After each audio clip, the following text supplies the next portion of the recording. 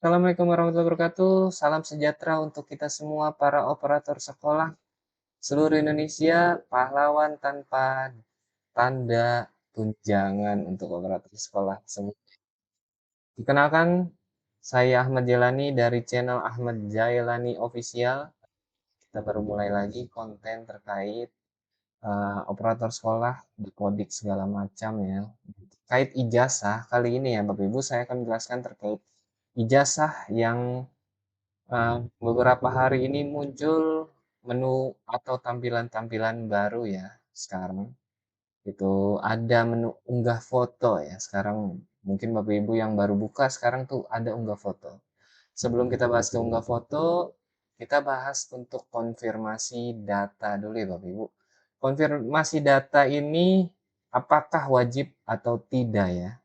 Untuk ijazah ini, sebenarnya untuk ijazah ini opsional Bapak Ibu ya, untuk konfirmasi data ya, untuk konfirmasi data itu bersifat opsional. Tapi alangkah baiknya itu sekolah ataupun peserta didik, orang tua murid itu melakukan konfirmasi data. Konfirmasi data. Konfirmasi data. Nah, sementara itu, validitas opsional bersifat informatif sebagai bahan perhatian dan tidak menghambat proses pengelolaan untuk penerbitan draft ijazah. Meliputi rekam didik, e-rapot, ijazah, konfirmasi data. Konfirmasi data ini termasuk ke dalam validitas opsional ya, Bapak Ibu operator. Jadi, walaupun masuk ke validitas opsional, alangkah baiknya itu tetap dilaksanakan atau dikonfirmasi data nih, khususnya bagi peserta didik langsung dan orang tua murid. Untuk jenjang SMA tuh still udah lebih paham lah siswanya ya, SMP. Untuk SD mungkin kalau ada orang tua murid ataupun peserta didik yang mengalami kesulitan di konfirmasi data ini, itu bisa dibantu oleh wali kelasnya ataupun operator sekolahnya dengan syarat tetap melihat dengan administrasi di Dukcapil dengan menggunakan akte ataupun kartu keluarganya Bapak Ibu. Nah, mungkin sebelumnya udah pada konfirmasi data ataupun yang belum, bisa menggunakan NISN masuknya dan tanggal lahir peserta didik, kaptennya diisi, nanti tinggal klik cari. Ini sudah saya buatkan, caranya ada di video TikTok saya, nanti saya sematkan di deskripsi video ini ya Bapak Ibu. Oke, setelah konfirmasi data itu dilakukan oleh peserta didik ataupun orang tua murid, itu nanti akan masuk ke Verval kita. Nah, sebelum masuk kita ambil contoh lah, kalau kita mau melihat semua sekolah, itu kita klik ke dashboard atau sekolah kita di dashboard, terus ke DNS, ke valid DNS, kita cari kita berada di provinsi mana. Nah, kebetulan saya ada di Jawa Barat, terus di kotanya berada di Kota Depok, Kota Depok. Nah, kita ada di Kecamatan Pancoran Mas, saya sekolahnya satuan pendidikannya, dan tingkat pendidikannya saya ada di sekolah dasar yaitu di kelas 6.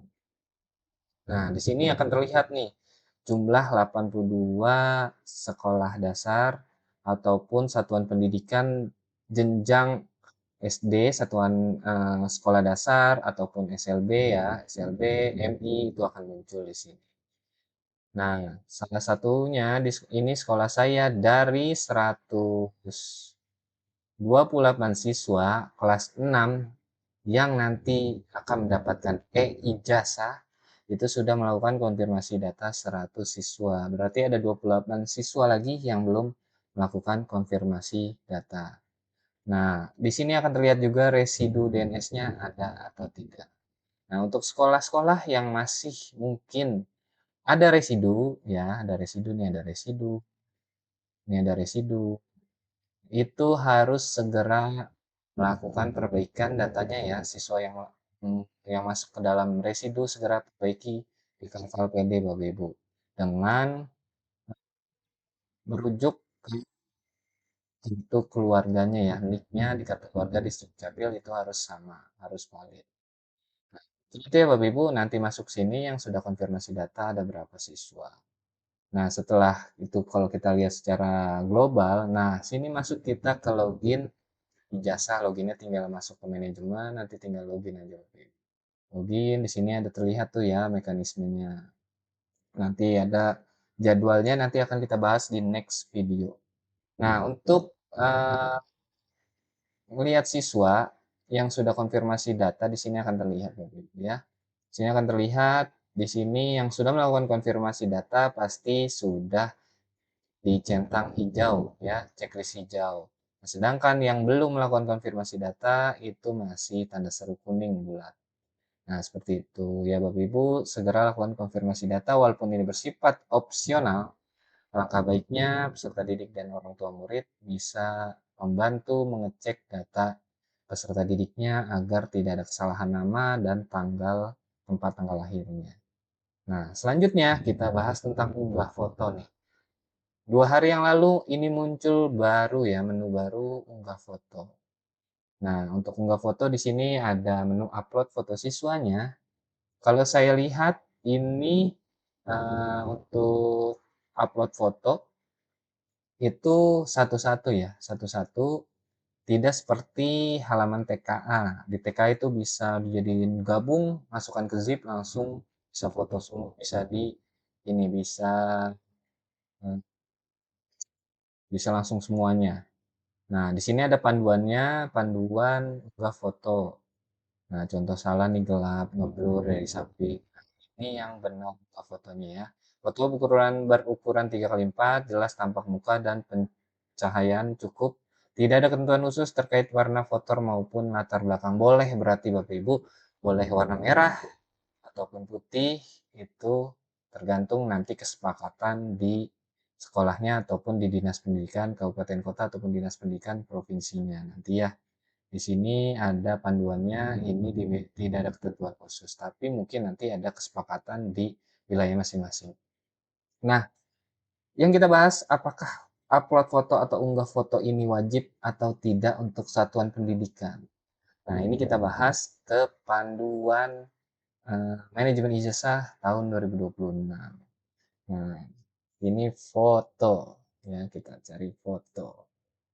Foto itu ada di halaman 10 untuk pembahasannya, ketentuan teknis pengesahan pencetakan ijazah. Nah, di sini terlihat jelas apabila menggunakan pengesahan dengan TTE, TTE itu tanda tangan elektronik ya.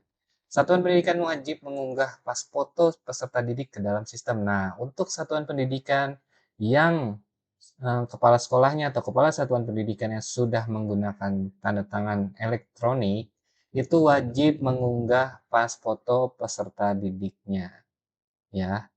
Dan untuk yang belum menggunakan ya.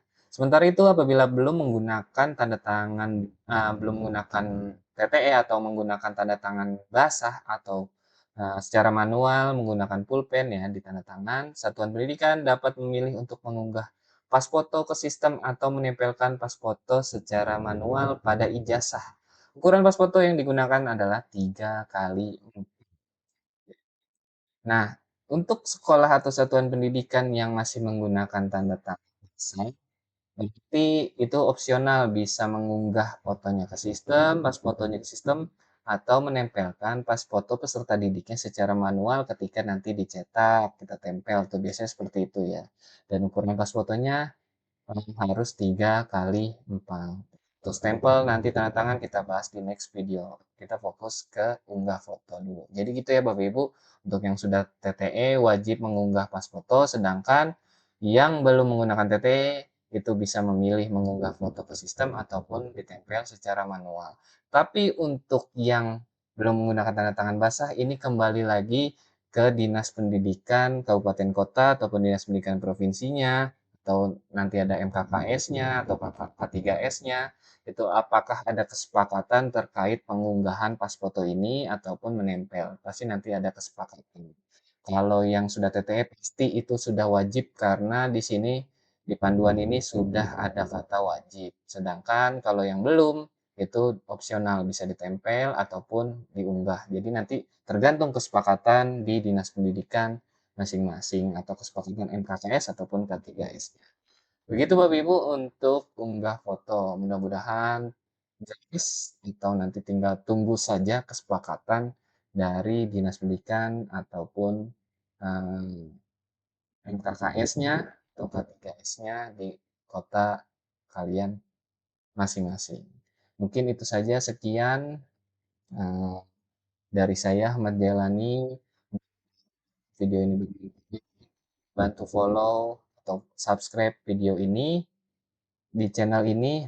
Mohon maaf, bantu subscribe channel YouTube saya agar lebih berkembang lagi dan di like, di share ke teman-temannya yang sesama operator agar tidak tinggal informasi terkait pekerjaan-pekerjaan operator yang lainnya.